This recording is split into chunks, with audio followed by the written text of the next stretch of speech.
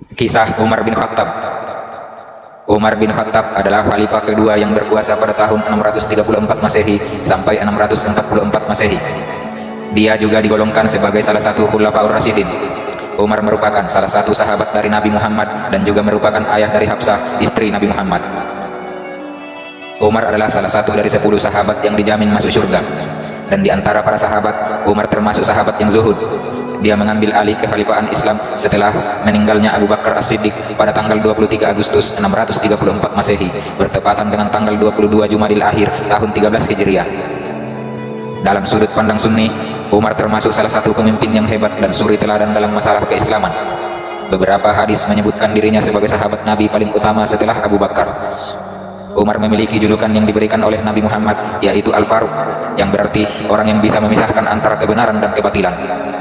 Namun di sisi lain, Umar cenderung dipandang negatif dalam perspektif Syiah. Pada masa kepemimpinannya, kekhalifahan menjadi salah satu kekuatan besar baru di wilayah Timur Tengah. Selain menaklukkan kekaisaran Sasania yang sudah melemah hanya dalam kurun waktu 2 tahun, yaitu 642 sampai 644 Masehi, Umar berhasil mengambil alih kepemimpinan 2/3 wilayah kekaisaran Romawi Timur. Perluasan wilayah ini juga diikuti berbagai pembaharuan dalam bidang pemerintahan dan politik.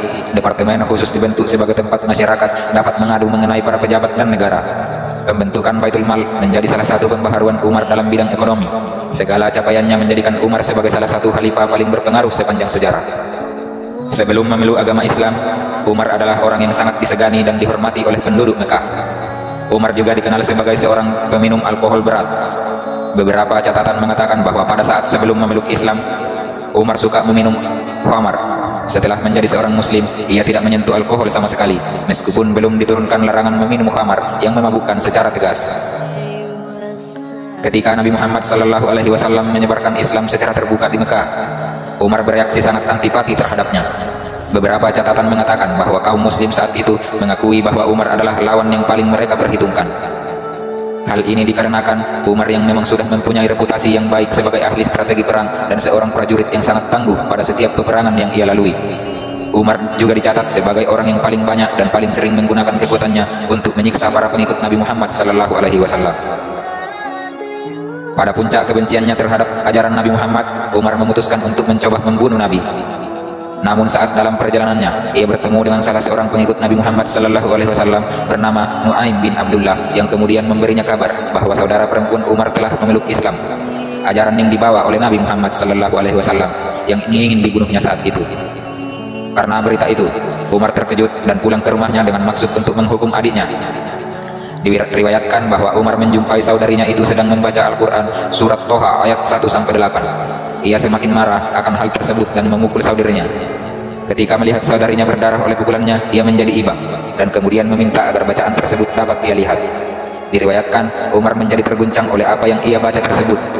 Beberapa waktu setelah kejadian itu, Umar menyatakan memeluk agama Islam.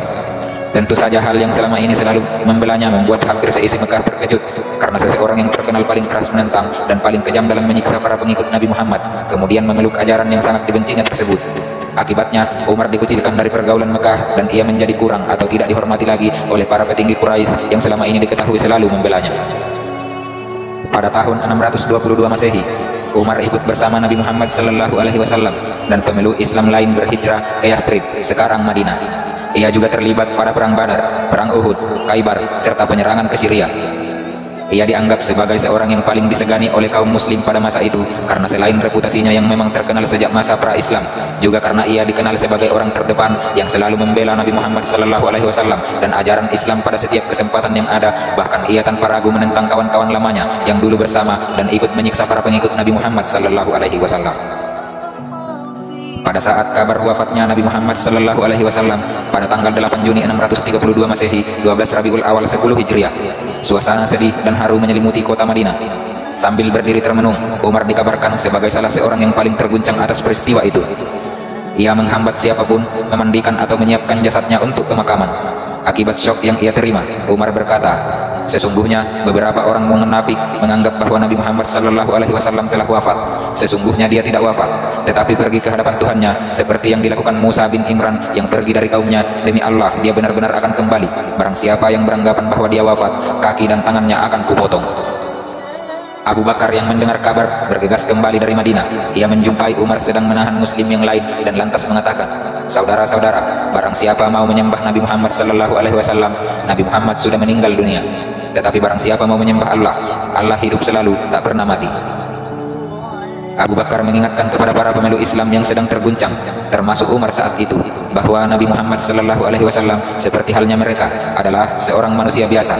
Abu Bakar kemudian membacakan ayat dari Al-Quran dan mencoba untuk mengingatkan mereka kembali kepada ajaran yang diajarkan Nabi Muhammad sallallahu alaihi wasallam, yaitu kefanaan makhluk yang diciptakan. Setelah peristiwa itu, Umar sadar kesalahannya dan membiarkan persiapan penguburan dilaksanakan. Pada masa Abu Bakar menjabat sebagai khalifah, Umar merupakan salah satu penasihat kepalanya. Setelah meninggalnya Abu Bakar pada tahun 634 Masehi, Umar ditunjuk untuk menggantikan Abu Bakar sebagai khalifah kedua dalam sejarah Islam. Selama pemerintahan Umar, kekuasaan Islam tumbuh dengan sangat pesat. Islam mengambil alih Mesopotamia dan sebagian Persia dari tangan dinasti Sassanid dari Persia, yang mengakhiri masa kekaisaran Sassanid, serta mengambil alih Mesir, Palestina, Syria, Afrika Utara, dan Armenia dari kekaisaran Romawi. Saat itu ada dua negara adidaya, yaitu Persia dan Romawi. Namun keduanya telah ditaklukkan oleh kekhalifahan Islam di bawah pimpinan Umar bin Khattab. Sejarah mencatat banyak pertempuran besar yang menjadi awal penaklukan ini. Pada pertempuran Yarmouk yang terjadi dekat Damaskus pada tahun 636, 20.000 pasukan Islam mengalahkan pasukan Romawi yang mencapai 70.000 dan mengakhiri kekuasaan Romawi di Asia Kecil bagian selatan.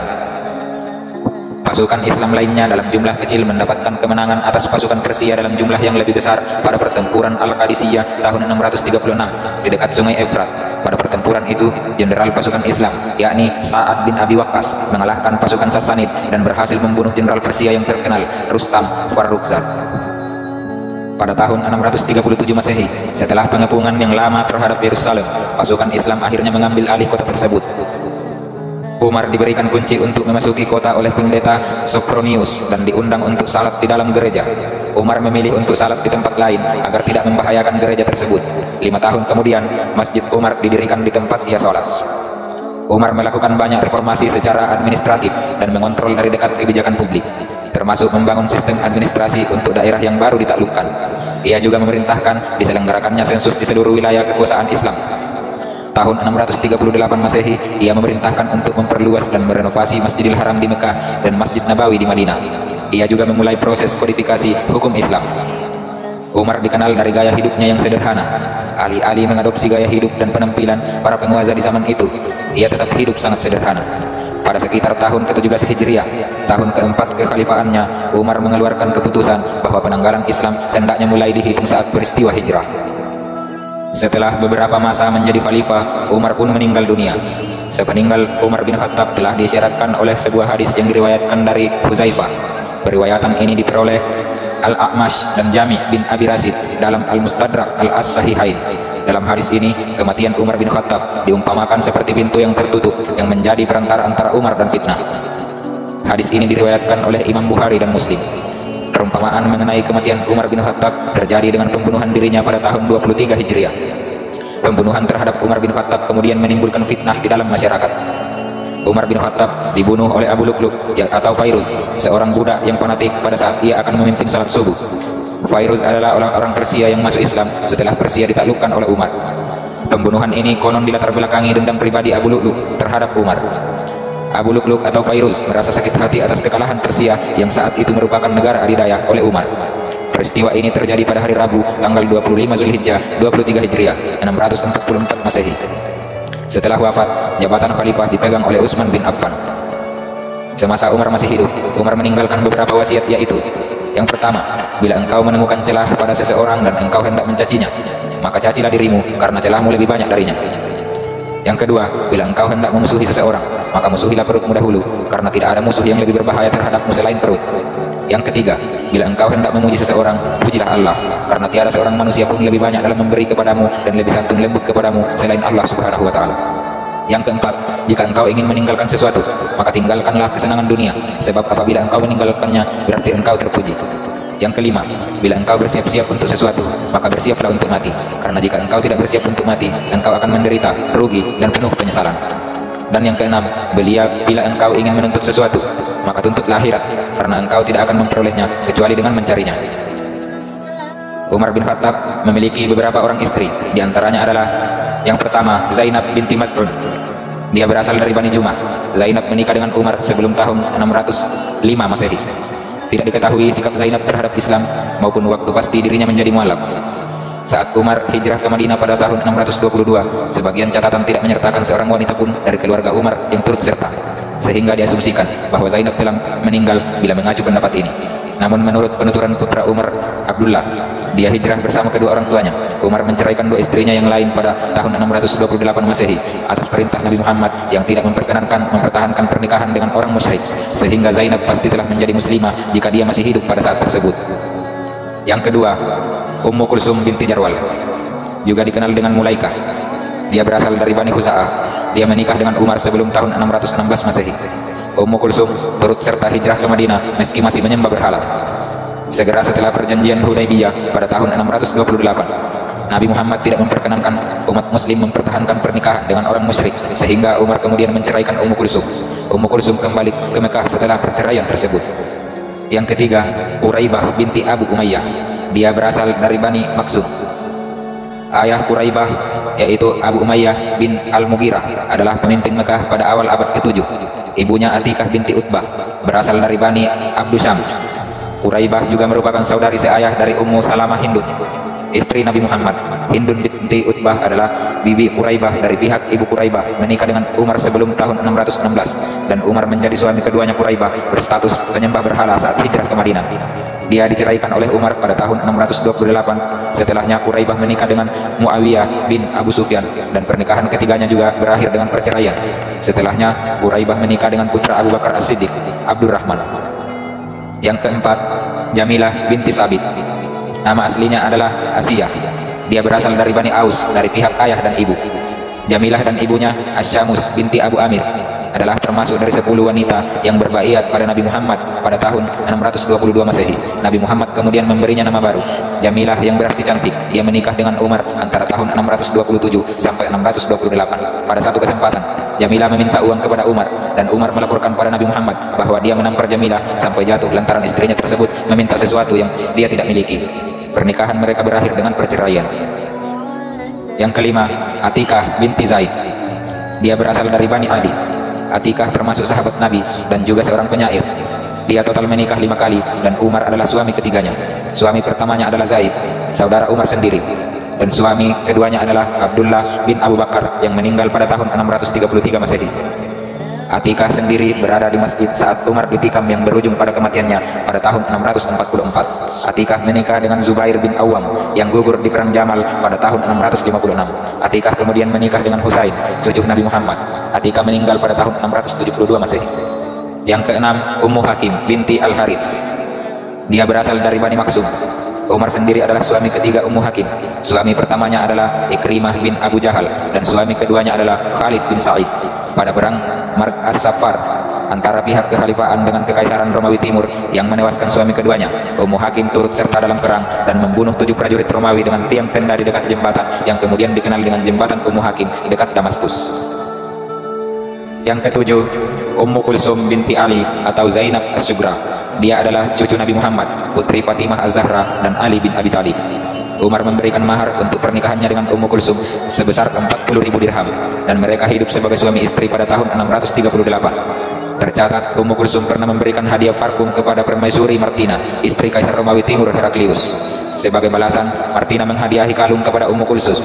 Namun Umar yang percaya bahwa istrinya tak seharusnya ikut campur dalam urusan kenegaraan, akhirnya menyerahkan kalung tersebut ke dalam perbendaharaan negara. Dalam sudut pandang Syiah, pernikahan antara Ummu Kulsum dan Umar adalah kisah rekaan. Yang kedelapan, Luhyah, wanita Yaman Al-Waqidi, menyatakan bahwa dia adalah seorang budak atau selir. Yang kesembilan, Rukaihah, seorang budak. Umar bin Khattab memiliki karomah yang luar biasa, yang diantaranya yaitu ia mampu membebaskan negeri jajahan Romawi dan Persia, serta merebut Baitul Maqdis atau Palestina dari kekuasaan Romawi selama masa pemerintahannya. Karomah lainnya yaitu beliau dapat berbicara dengan penghuni kubur. Ibnu Abi Daud meriwayatkan tentang kubur, di mana ketika Umar bin Khattab melewati pemakaman Baqi di Madinah, beliau mengucapkan salam, "Semoga keselamatan dilimpahkan padamu, wahai penghuni kubur. Aku kabarkan bahwa istri kalian sudah menikah lagi, rumah kalian sudah ditempati, kekayaan kalian sudah dibagi." Kemudian ada suara tanpa rupa menyahut, "Hai Umar bin Khattab, aku kabarkan juga bahwa kami telah mendapatkan balasan atas kewajiban yang telah kami lakukan, keuntungan atas harta yang telah kami dermakan, dan penyesalan atas kebaikan yang kami tinggalkan. Dan karomah yang lainnya, yaitu berbicara dengan Syariah yang saat itu memimpin perang melawan Persia di Nihawan. Diceritakan bahwa Umar bin Khattab mengangkat Syariah bin Zanim al-Khalji sebagai panglima perang kaum muslimin ketika menyerang Persia. Di gerbang Nihawan, Syariah dan pasukannya terdesak karena jumlah pasukan musuh yang sangat banyak, sehingga pasukan muslim hampir kalah. Sementara di Madinah, Umar naik ke atas mimbar dan berkhutbah. Di tengah khutbahnya, Umar berseru dengan suara lantang, "Hai Syariah, berlindunglah di gunung. Barang siapa menyuruh serigala untuk menggembalakan kambing, maka ia telah berlaku zalim."